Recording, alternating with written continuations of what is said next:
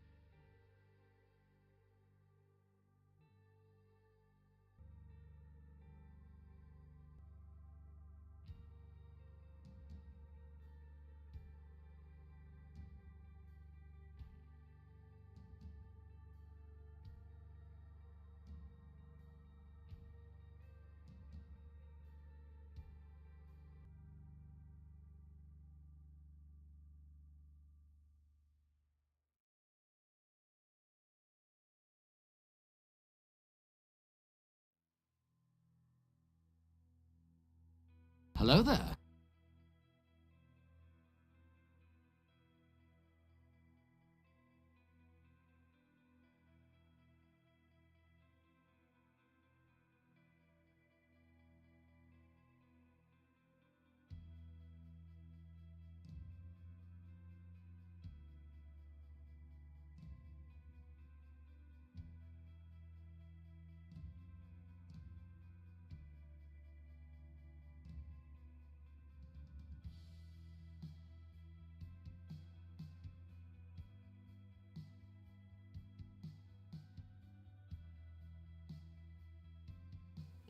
All right, that should be better now. Can you hear me now? How about now? Well, there it is. Good morning, Kevin. I'll start over. It's okay. I had a whole bunch of updates this morning, so it's not surprising that it decided to mess up. I was laughing and trying to tell you guys that I thought it was funny because the camera was looking off over on the corner over there, and I turned it on expecting it to be staring at me, and it had fucked off to oblivion for no reason. So I thought that was kind of hilarious already. Har har. It's Happy Friday, I guess. I'm just trying to get a couple of things squared away here so we can get going. Um,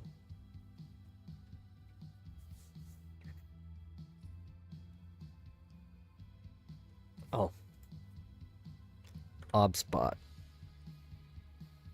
That's what I want. I gotta make the Obspot less dumb. It's being the mega dumb at the moment.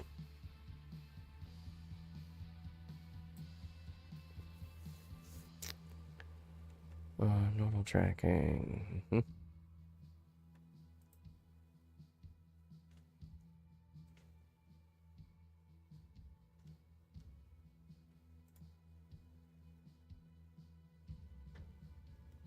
Where did you... What are you doing? This... Are you gonna come back over? Yep, there you go. You guys seeing this right now? The camera is just being like the best ever today. Jesus. Anyway, hi. Welcome to the Awesome. I'm Spartan John. It's gonna be an awesome day today. We've got most of everything figured out now, I think. And it's good. It's all good. It's good things. It's good things today. I got a sponge, a brand new sponge. I don't know if any of you know what that means, but I'm excited about it. It's it means that we can work on the helmet some, which is exciting. I don't know. I tried to show you guys. We put it's gray now. It's gray. It's gray now. All gray. So we have the sponge because I'm gonna I don't sand this ever. It's not how I do my weathering, so I have a sponge for that. And thanks, Nikki. Thanks. Last time you guys saw it, it was in it was metallic, so it was all metal. And now it'll be a little less shiny. But I talk about weathering and I talk about using my models. I do a lot of prep on the surface with this blue Scotch-Brite. And it's because it takes it can take the sheen off of the paint a little bit. It can take the sheen off of the paint a little bit. It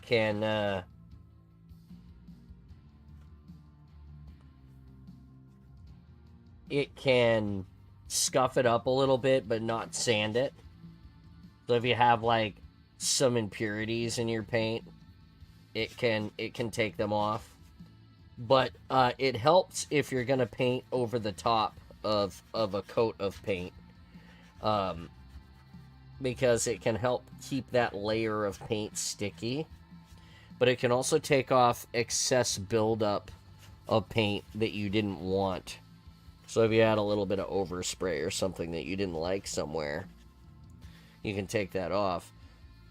I use this this sponge for a lot more than that. We're gonna use the sponge together. I'm gonna show you how I use this sponge later when we do weathering next week. And I think that's going to be really exciting. You guys are going to get to see, that's unfortunate. I got a dog hair in my paint. It's okay. It'll buff out. Nobody will notice. Anyway,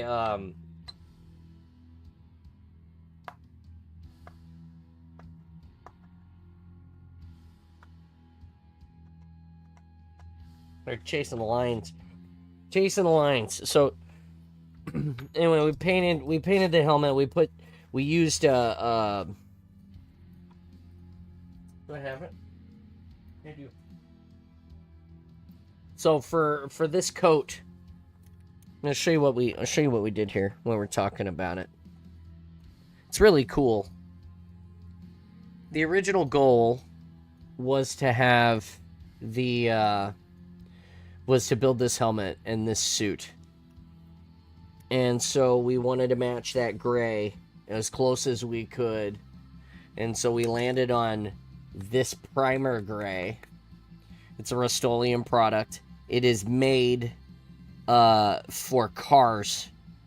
So it works on fiberglass, on metal, and on plastic surfaces. It's a really, really good sandable primer. It is not a filler primer. It is for laying down a finish or laying down a paintable coat that you can paint on top of. So something that can paint to other surfaces, bond fairly well. We chose this color because we know that this paint is durable as a primer because I've used it before in automotive application. This is a helmet, so I doubt very much that I'm going to run into an issue where I will have to deal with it. Because you can see here, so that's why I chose it. And you can tape it. We can tape it off. We can prime it. Again, we can sand it. We can leave it unfinished. It's going to allow things to adhere here really well. These are some of the things that I like to talk about when I do the crafting and when I tell you about paint choices. Like important little things that we talk about some. But anyway, it's a Rust-Oleum product. It's a gray. They make a bunch of these automotive primers. We actually used it was not quite black. It was a very, very dark gray. And that was the primer that we used on the tips, on all of the gaskets, and all of the finished material on the Legends sheath. It's the exact same product. And then how we got it to shine up from being flat is we clear coated this whole suit in a satin finish when we were done. It's all about how you choose to do your paint, how you get your paint and your colors to come out. Normally I would be pretty upset about the fact that I had a dog hair in this, but I think I got the dog hair out of it, so it's got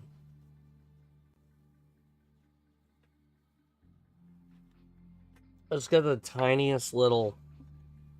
You probably see it actually. Let me go back to the face for a minute. And you get the tiniest little. There you go. Yep, there it is. Right there, you can see it. Oh, there you go. There it is. Anyway, I'll hit that with a little bit of sandpaper, and it's not gonna be a big deal.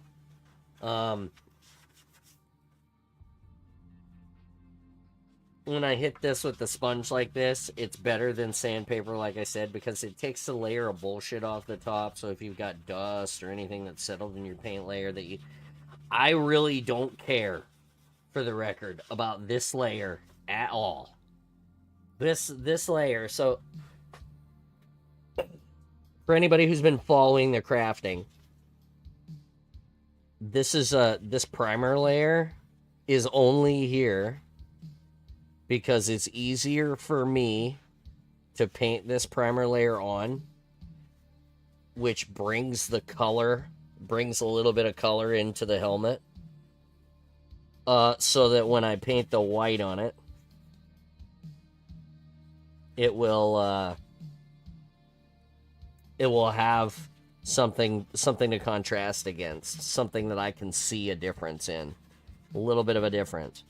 Also, it was easier for me to paint this whole helmet this gray color, knowing that I'm gonna tape off the visor space and then paint the inside of and then paint the rest of the helmet white, because this visor gasket buck in here is gonna be this gray color.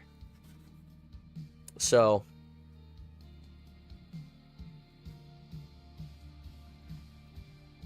just some stuff that, it's all about how you plan your helmet when you're painting it.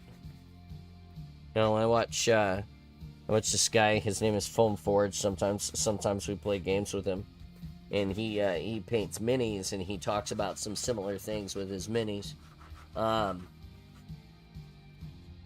try to bring a lot of that, all of this paint knowledge, the stuff that I do to my armor and stuff to paint it. All of this stuff I do because I've been working on cars my whole life, and I learned a lot of this from cars, like working on cars and learning how cars tell you their story. You know, how they've gathered rust or whatever they've gathered throughout their time on the earth. Rain, snow, people don't take very good care of them. You know, they get beat up. It's kind of that stuff that I think about, that I put into my helmet, or I put into my projects when I paint them.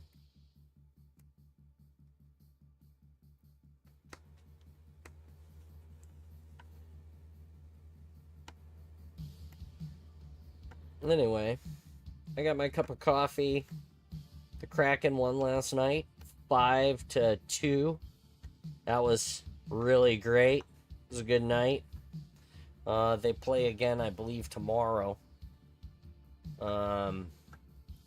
This week, there's not really anything going on. I mean, the Kraken are going to play, and then the Olympics start, I think, on the 2nd. So, I believe there's a bit of a hockey break coming up, and then the Olympics start.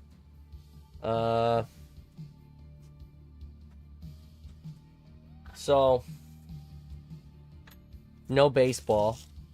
And football is off this week. I mean, I think the Pro Bowl happens, but I'm not sure.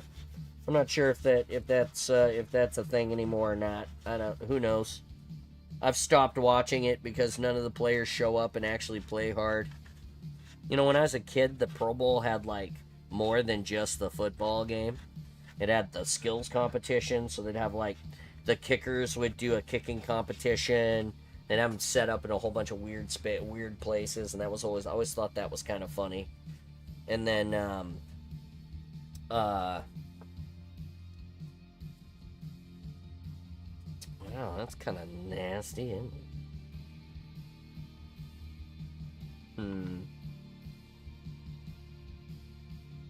I might just ride with it. Anyway, I'll show you guys what I'm talking about. I got a nasty little space where my paint buckled some when I was waiting for it to dry. I'm assuming it's because I moved it, but as I rubbed on it some here, you can see it. It's just a little bit of a wow right here, you can see. Just the tiniest little impression of something that's not perfect. Nobody's ever going to notice it but me, but I might cut it off. I might cut it off, maybe. I might leave it be if it polishes out all right.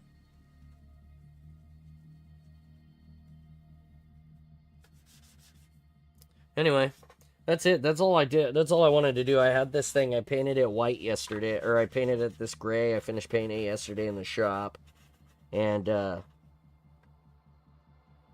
thought to myself, I promised you guys I'd try to get it into a space where I could weather on it.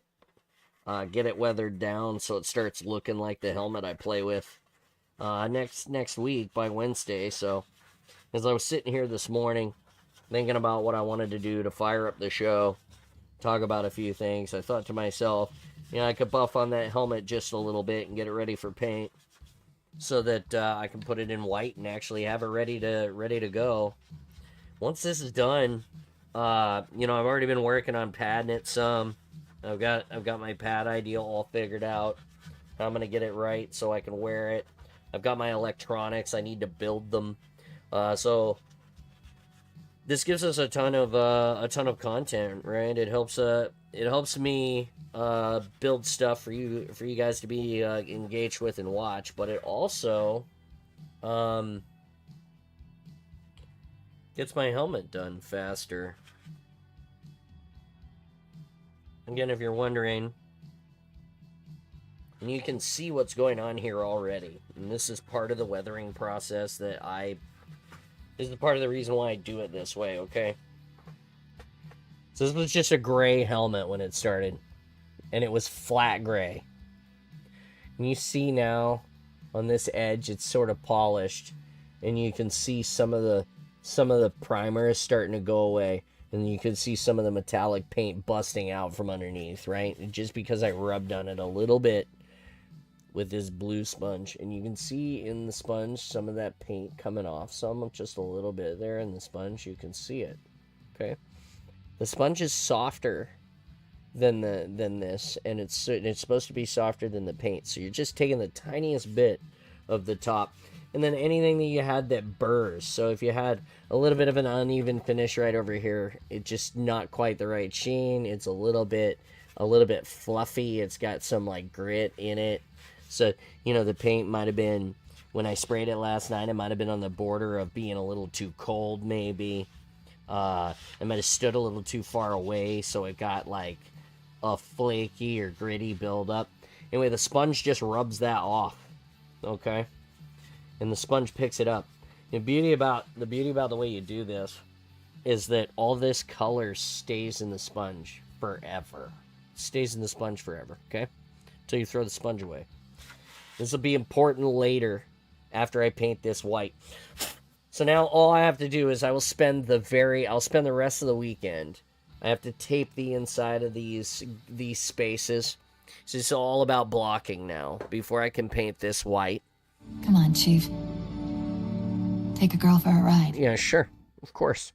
So before I can paint this white, I have to go in now and tape in all of the spaces where you can see on the helmet where it's dark, where it's this gray color. And so we'll go in and we'll mask off all of those zones.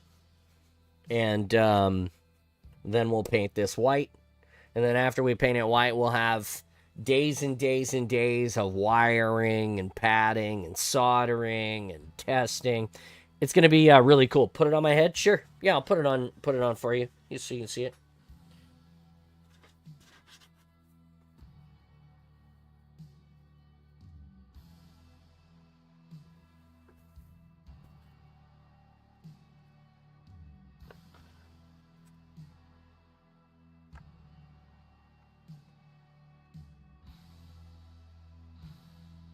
So there you go. See? It'll look something like this. It smells like paint inside right now. It's so good. Anyway,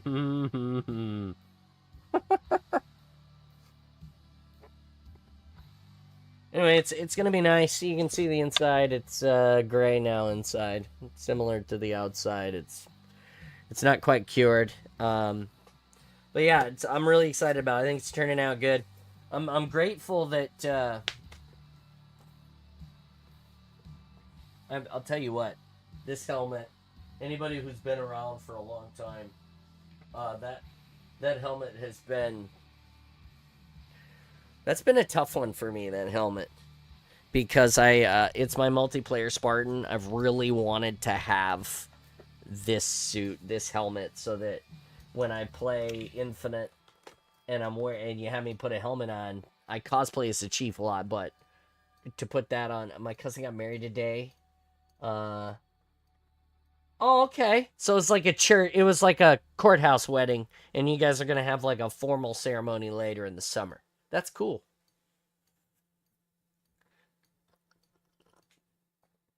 Anyway, I always wanted to just have it. Everybody who knows me, I want to be able to cosplay as myself someday.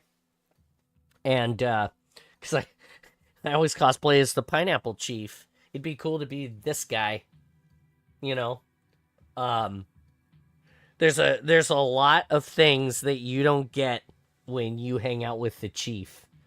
You get a lot of cool things. You get the Chief. You get, when my helmet is off, I'm like, But I think Krampus, Cult of Europe here, Oakham, Jimmy, Kevin, a lot of the people who regularly spend time here in the Awesome, I think will tell you that you get a completely more different experience in person. and it's every bit as awesome and great. Oh, next year's January. Oh, okay. I understand. Sorry, my bad. So, anyway, I think it's really cool. Uh, and yeah, I'm a more different person when I'm not just the chief, is what I'm saying. And I mean, wouldn't it be cool to hang out with a Spartan? Not always. It's a lot smellier in person. Thanks, Kevin. That's man. You know, we were smelling some perfumes and stuff today because they came in the mail. The Johnny Depp perfume Sausage. That one smells pretty okay. It's it's Sauvage, but I can't help it. Anyway, that one smells pretty okay. I don't get Squirrel John in person, really? Nah. Remember, you all saw me on the stage. It's a really good it's a really good question. You want me to tell you about the sandwich? A lot sweatier in person, that's fair. Okay, but sweatier is the chief, because you gotta be sweaty to be the chief. Nah, but I mean, outside of the chief, I'm more different than that, right? Like, it's definitely it's the same person, but it's, you wear the chief, it's a different demeanor. That's pulling a Jimmy and saying the quiet thing out loud. Hey, that's fair. I understand that I am not the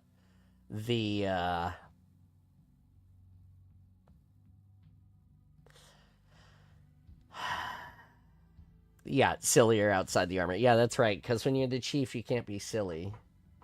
Well, I imagine that the chief is silly alone, but nobody sees it. But yeah, exactly. And when I'm not in the armor, I can do all of the tomfoolery that I can't do in the armor. You know how it works. Anyway, um,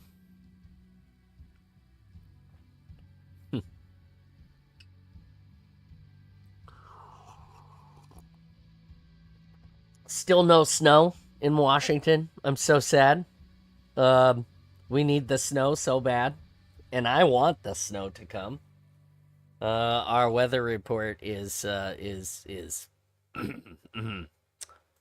not great. It's let me see here. Let's look at it. Let's look at it. Windy.com. And do not subscribe. They used to be free a long time ago, in the before time. I'll actually, hey, you know what? I'll show this to you guys if you want to see it.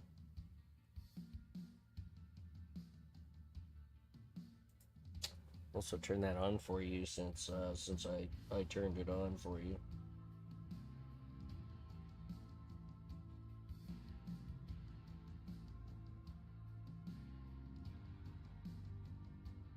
Okay. So. Hello there. Oh, okay. Hi. Hey there. Hey, Dreel. How are you doing? And then we'll go like this. Alright, so, I'm a pilot, by the way, in case a lot of you didn't know. And so I know a few things about weather, unfortunately. So I'll show you kind of what's going on. Normally, we have a thing that comes through here called the jet stream. And it forces a lot of cold air down here from Canada and from the Arctic Circle up here. Okay? None of that is happening right now.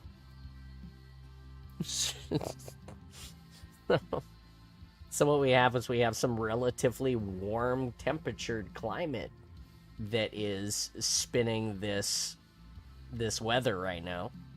Here's Hawaii, by the way, which is perfectly safe, like almost always. It's so nice. Love Hawaii. I miss it. It's expensive, but I miss it a lot. Anyway, so you get this giant cell here spinning. It's spinning this direction. That would be counterclockwise. Okay. Because it's spinning counterclockwise, you have another big cell up here spinning counterclockwise. You have another cell down here. It's spinning counterclockwise. You can see there's some air that's coming down right here through this trail that's getting sucked into this guy. Some of it's breaking off and going this way, but it's mostly getting sucked into this guy. And then there's another larger mass of air down here around the equator. Okay. And it is also getting sucked up into this guy. So you're getting relatively warmer air. This is still cold air, but it's warmer than it would be if it came from up here like it's supposed to. And then warm air mixing. And then it's sending all that air right up here, up across the coast of Washington State and dumping tremendous amounts of rain upon us. That's basically it. And this cell is moving towards us. Okay? So, California, gonna get rain. Oregon, gonna get rain. Washington, gonna get rain. Okay? The only way that that's gonna change is if we get cold air from here. But again, let me show you something special. You see all this cold air that's coming down here. Normally this cell would be pulling the air down across Canada, down into the north here. Yeah, that's not happening. It's coming all down this way into the Midwest and through the Great Lakes. You can see how there's a cell here. It's spinning very slowly clockwise. This cell, there's cold in the middle. That's pulling all of that down. And they're all getting this snow here. Everybody's getting it but us. Getting through this Friday. Well, I'm glad. Did you like the big picture weather? So then you can get into the small picture weather, which is this is the Greater Peninsula, right? We live over here somewhere. I'm just gonna pick.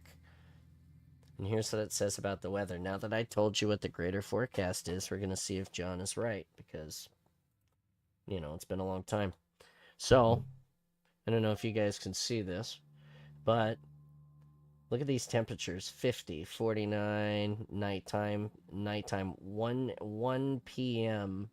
Oh, sorry, that's daytime. Sorry, 1 a.m., 49 degrees, 47, 46 at 7 a.m., okay? 40, these are all 50s. Here's 60s.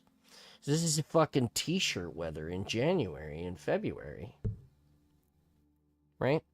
Low overcast clouds, all rain. Look at all this rain forecasted all these days. Hey, we're going to get a sunny day on Tuesday. Unfortunately, because I don't buy the premium service, I don't get to see what next weekend looks like. But it appears that there is sun in the forecast. Anyway, yeah, that's kind of what you get. Hope you enjoyed the weather channel for a minute. And I would actually really, really love to get some snow, because our mountains need it, so that when the summer comes, we can have a snowpack to melt, so that our rivers and our lakes are full of water. Yeah, I could tell you, all about low pressure and high pressure zones and why the air moves, and the direction of the cell dictates whether it's low or high pressure. And I'm sure you hear, news people talk about that, and they'll be like, a low pressure zone and a high pressure zone are moving. Yeah, it doesn't matter. You just got to understand that the air is moving, and that the relatively warmer air is mixing and blowing over a relatively warm area that is normally cold. And normally what happens is that air is still relatively warmer, but it blows into a giant cold front that sits on top of us from the polar north. It comes down upon us.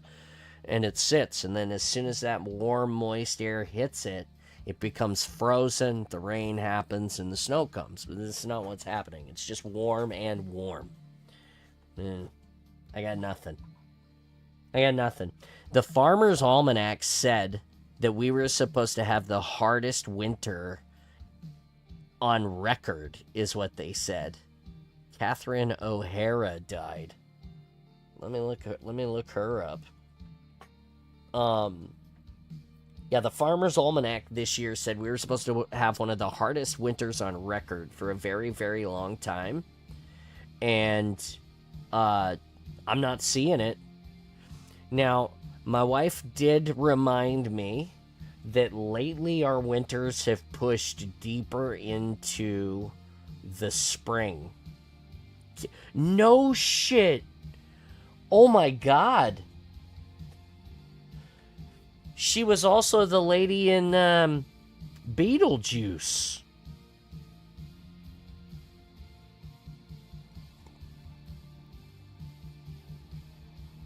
Wow.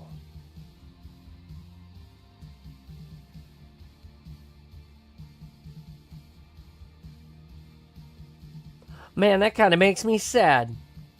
Rip. Is that the first one? Is that the first one? Who's next? They come in threes, right? I hate to say it. Wow. That's a damn shame. I was fucking saying something else too. Wow. Damn, that sucks. You're on board with the mountains getting snow, but you don't want any here. I wants it. Brings me the snow. Brings it to us. Brings it. My precious. My snow. Bring it. Snowpocalypse. I was saying that my wife reminded me that it's been later and later every year. We see it come in February and sometimes in March, the snow. And we might have even seen snow last year as late as April, which is weird. Because normally your April rains into the May flowers, and you're planting your garden in April, usually. So, hopefully, the snowpocalypse will come sooner than later. I literally have a shovel positioned at the door ready for me, so that if I do open the door and it's waist deep, I could grab the shovel handle, pull some, and shovel my way to the Spartan space. As long as there's power, I'm still going to be here. That's where it is. I'll be like that survivor man that everybody loves, the one with the glasses that goes out by himself into the Alaskan nowhere and builds himself a snow igloo and then makes bread on a fire in the dirt from a plastic bag and some you guys know the guy I'm talking about. Dude is cool as shit. Everybody watches him. If you don't watch him, you're lying. Everybody's seen him. He's like kind of dorky. He's got this big glasses. Dude goes everywhere. Dude's legit cool. Anyway. Hey Kevin, you hopping in the Discord? I'm already in here this morning.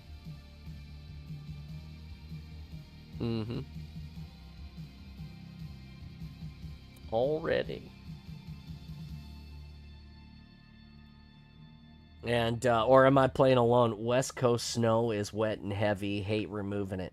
Yeah, see, and good morning, Laird. I hear you there. The only thing I can say about that is that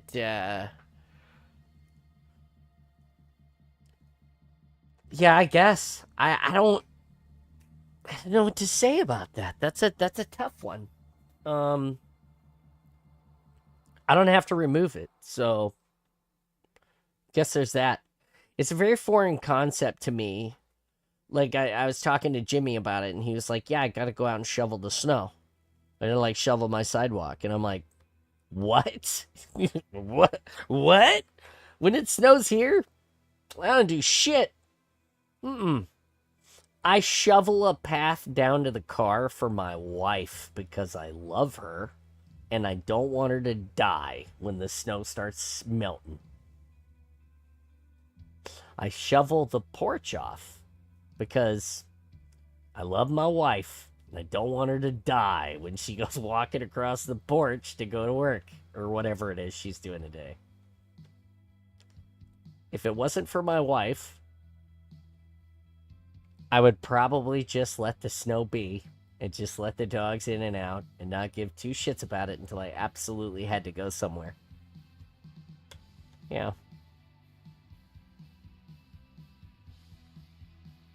But I will go outside and tap on the metal roof so that the snow comes off of it. Which that's what I love the metal roof for, because you just sheets of snow. I get a story about that too. Last year, or the year before, it snowed quite a bit here, and I went out and I was doing the, it's law, 10:30 a.m. Got to remove it or they fine you. How do they fine you? Is there like a man that walks around and with like a ticket thing and like writes tickets and leaves them in your mailbox? Yeah, but how do they actually enforce it?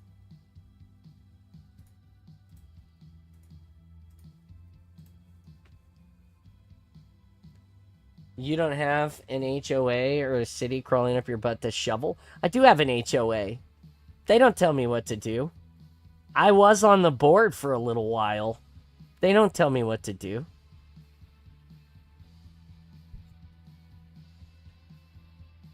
Dude, so we have a guy in the neighborhood with a tractor that sometimes plows the main road out of here.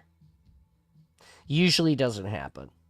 So I live 742 feet above sea level. You wouldn't think that that makes very big of a deal. But Nikki can attest to this. Nikki can vouch for this. When it snows here at my place, when we get lowland snow, okay? Anytime Seattle, Tacoma, Bremerton, Olympia. So those are considered the lowlands, all right? They're right up against the Puget Sound and all of the Puget Sound inlets. Okay? Kevin, I think, can agree with this. He's here. So those guys will get 0 to 6 inches of snow predicted. I will get all of the snow that they predict will fall at my house. Plus. Every time. If it's predicted to fall in the lowlands, I definitely get it. And then something really cool happens. They plow all of the main highway roads. But because there are farms between my neighborhood and the main highway, they don't give a shit about us.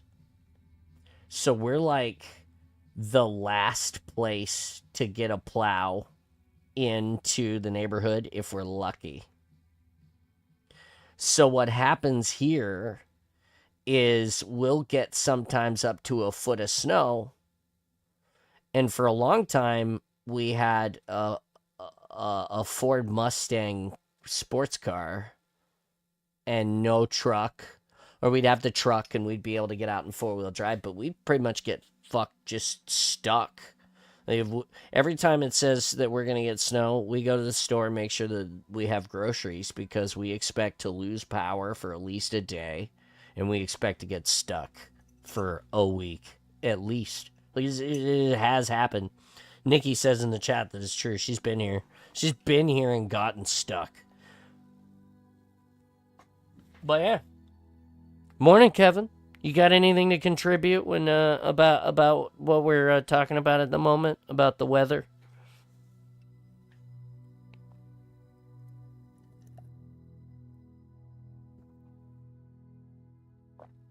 I can't hear him. Maybe it's my fault. Maybe he's not talking.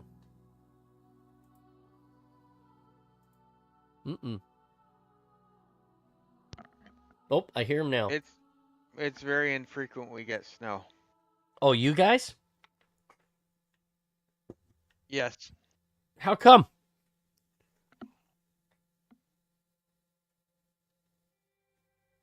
Because Well, it's you, usually well, you guys, not cold. you guys do have that big foothill right in front of you between the coasts too. So you've got the Columbia River Gorge that comes. You know, you got that big inlet that comes in, and then you've got that set of foothills that's south of Long Beach. Where's that Long View?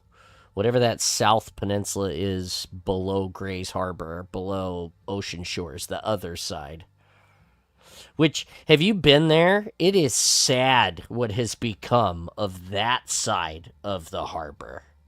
So, anybody who loves tourism and knows about Washington State, uh, you come into Grays Harbor, Grays Harbor County, and if you go through Hoquiam and Aberdeen, I believe it's in that, or maybe it's Aberdeen first and then Hoquiam as you go further towards the coast.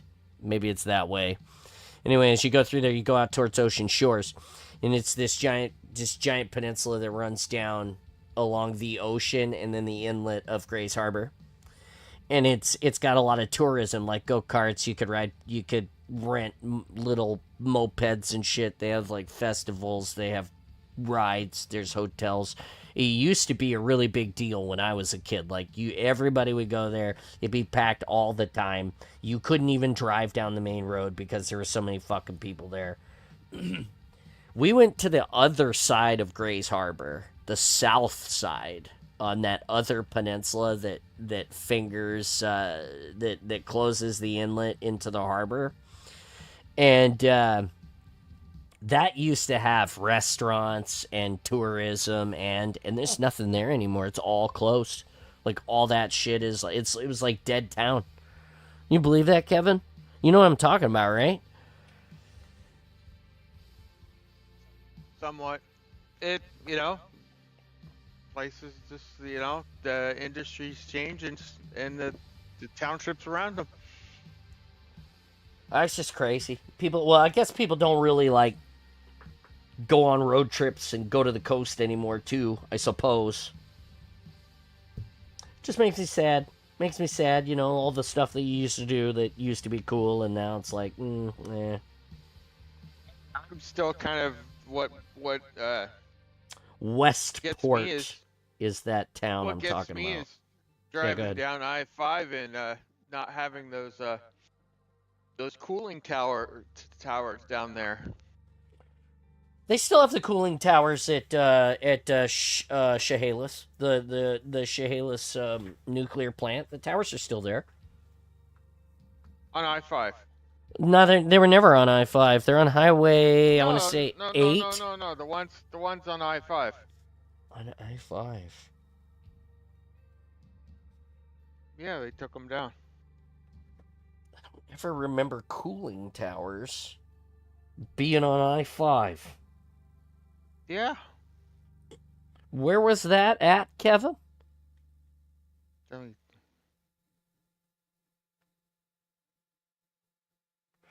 I was gonna say, because on the way to Grays Harbor, there's the nuclear plant, the Satsupp nuclear plant, and the cooling towers are still there. That's an amazing story.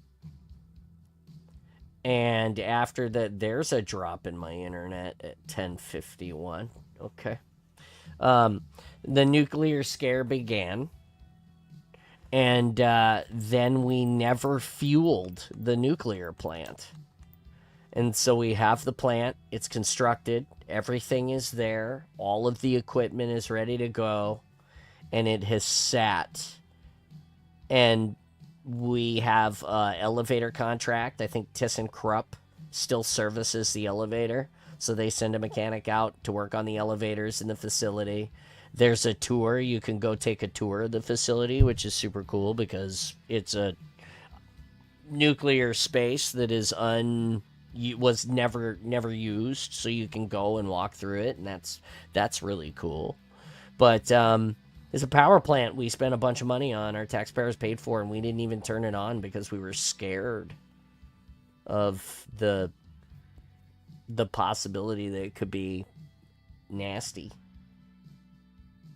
that it could hurt us because of the Russian nuclear failings, and of course some of our own. We have 3 Mile Island and Hanford, right, Kevin? Yeah, they're 3 Mile Island is being turned back on. It was only Microsoft. One plant though had a problem and they turned it all off. Not all of it, just that one plant, but now they're turning it back on. Yep. I think Longview had it, wasn't it? Longview.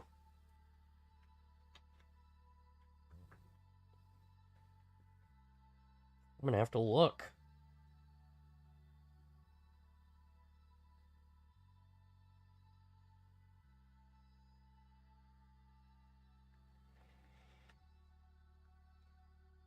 Yeah.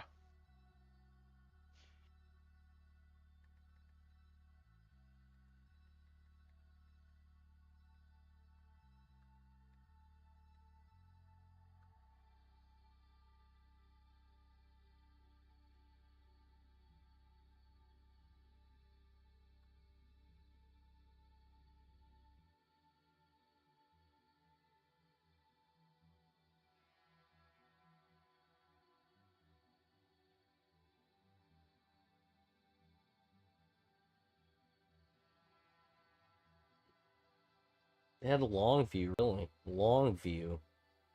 That was Longview. I see Satsup's.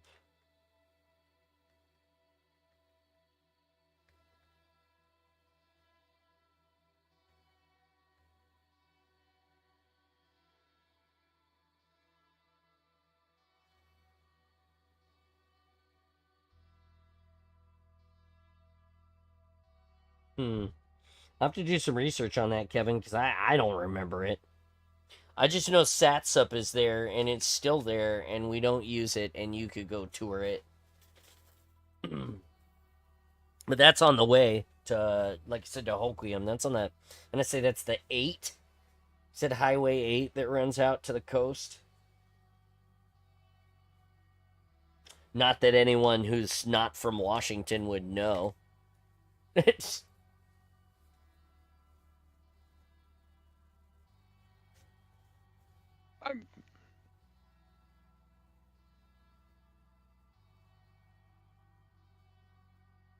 We're never gonna get a friend to play with. Never gonna get a match. Never gonna get a match. Never gonna get a match. Bummer. We'll get one. 1:17 is the estimated wait time, Kevin. That's bullshit.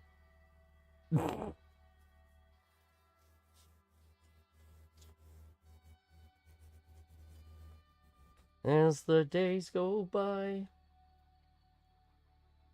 we end up doing nothing.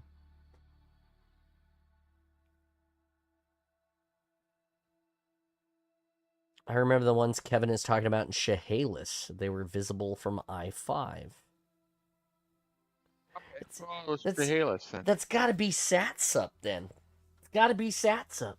They're still there, as far as I know.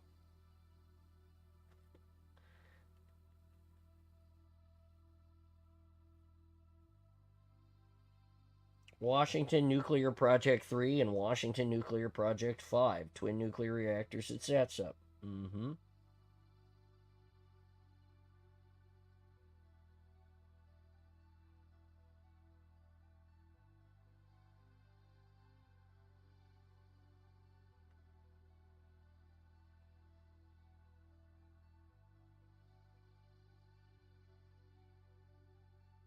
It cost the state $24 billion to build those 2 power plants.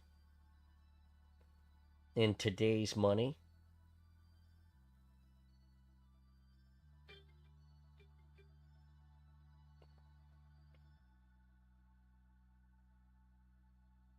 And yeah, according to this article, the structures remain standing today, and you can still go look inside them. You can tour the water pools, you can tour the cooling towers, you can tour the control center, you can tour the reactor room floor because it was never ever fueled.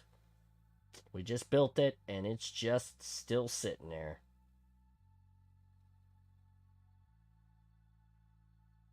I think we should go in there and turn it on. Make energy cheap again.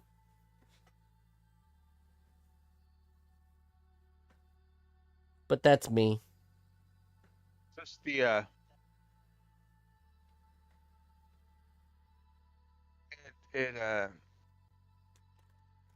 the technology's changed, so I don't know if they could go in there and retrofit it for modern technology. I mean, that's the problem is when we had a couple accidents, we got away from nuclear and we didn't actually keep developing it, and so we didn't get safer and safer, and we were scared off from because of 3 Mile Island and then Chernobyl, and Chernobyl was an absolute mess. They knew that was going to blow up with how they were doing it. Well, yeah. I mean, there were signs that they were like, "You're running it that way." I mean, they knew they were doing it wrong. They kept doing it. Yep.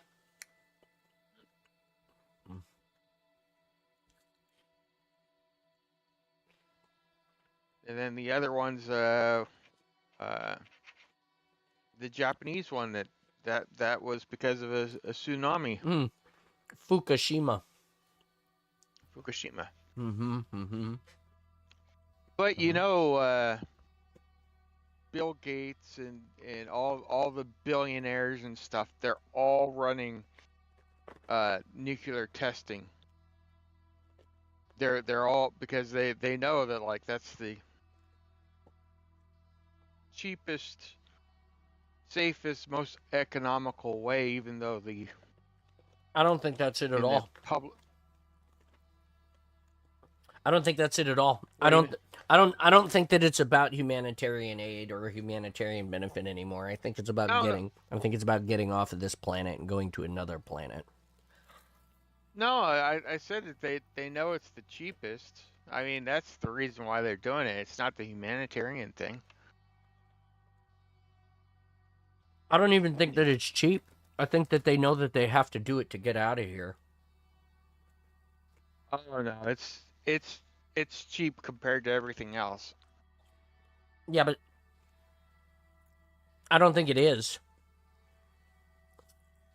You can continue to invest in oil and coal, natural gas, until you deplete the planet of it, which may arguably never happen. You know, for 100 years, so scientists have been battling this. Does global warming real? Depending on where you look at the data, based on all the data we have. I think it's interesting that we have data that goes all the way back to, you know, the beginning of time. I know that we got that data from core samples that we've drilled out of the ice, and then based on what we think we know, we've determined that it could be this way. And so we really don't know what's going on. What I do know is that we want to get off of this planet. And people like Elon Musk are driving that today, tomorrow. You know, and there are people with him, behind him, successing him that are going to continue to drive it. I think that nuclear power, as the military has shown, because you're right and you're wrong, the public sector has not advanced nuclear research very far. Yes.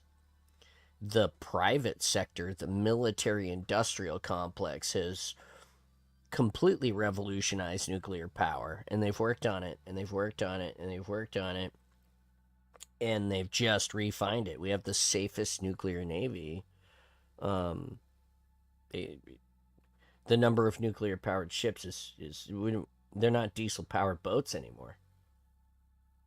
Like, it's funny because I would argue that we can afford to run the battleships from old, the Missouri, the Iowa. We can afford to revolutionize, remodel, and bring these Iowa class battleships again back into service because they're the only ships that use oil to make them go. So they're not that expensive anymore, I would say, to run. Maybe. I could be wrong, but Jesus Christ, we're not going to get a match there. All right, switching gears.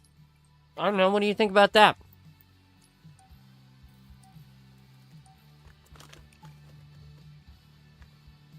I can't say I'm happy with the big battleships coming back, if anything. Oh, I love battleships. I think battleships are...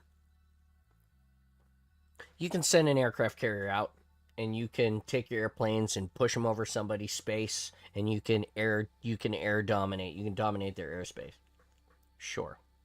And that allows you to have overwatch so you can push your troops in and take over the ground space. Sure.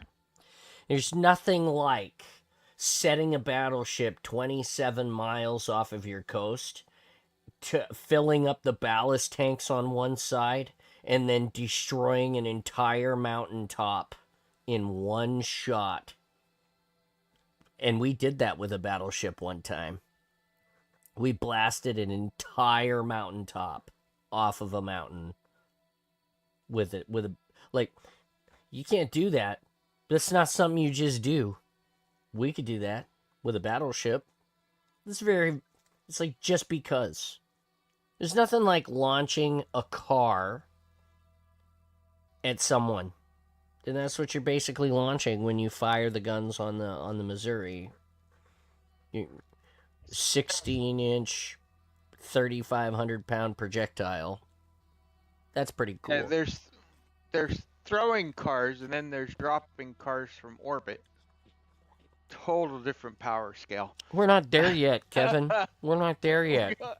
Yeah, sure we're not.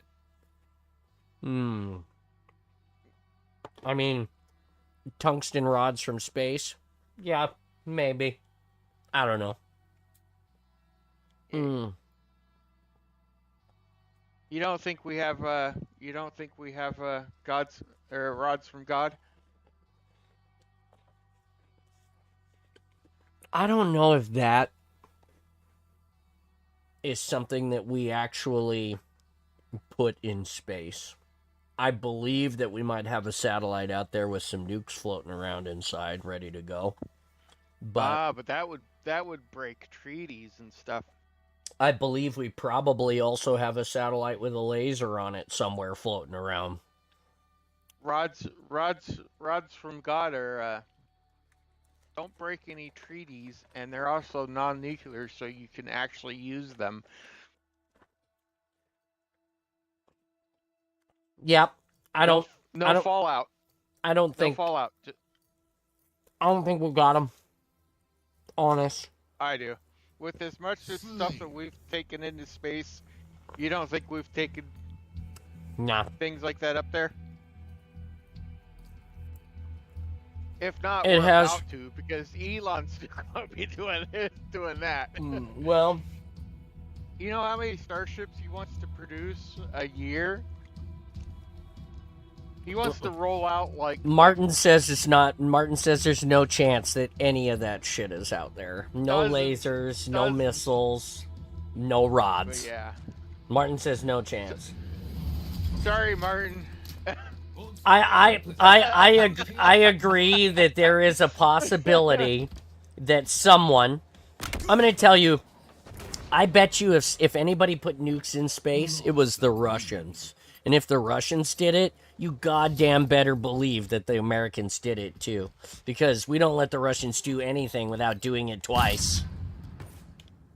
My dad had a job and a career at a place that didn't exist. And I've been to family picnics at those places. Oh my god. Well, I'm just saying, you might be right. You might be right, Martin, but you might be right, Martin, but I'm just, I don't know. I don't know. I would not put it past the Americans to have sent something, an undisclosed payload into space. I wouldn't put it past us. I wouldn't. My dad, when people asked what he did at work, one of the things was we make screen doors for submarines.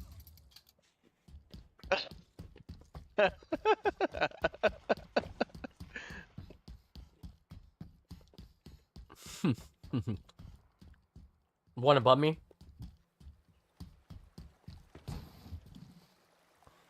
Yeah, I don't know.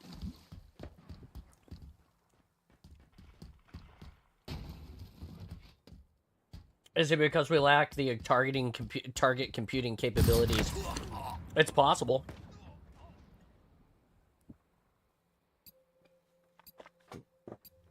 I think that that's more reasonably why they wouldn't put rods from God in space, because you could drop one, and once it's loose, you don't have any control over where it goes. It just drops until it drops into something. And I think that that's a little too much collateral damage for even the Americans. That'd be pure and utter chaos if you just started unleashing those on some people.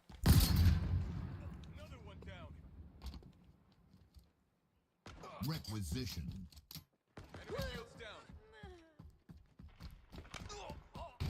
Are you kidding me? They would have been abused by now if they existed. I don't necessarily disagree with that statement either. If they did exist, somebody would have already launched some on some people. What about that? Device from the core?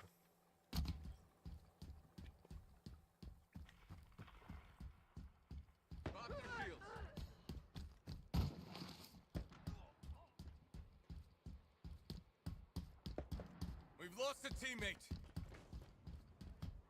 Somebody in Manlift. The enemies are at Manlift. They're in that command center.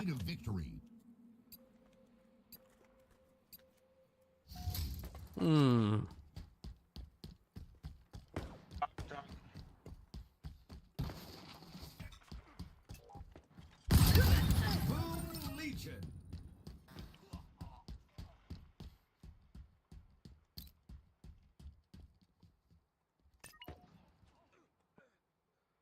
Oh, did I just shoot your buddy and then smack you down? Martin says there's no point in putting nukes in space because ICBMs are launched from the ground and can do the same thing.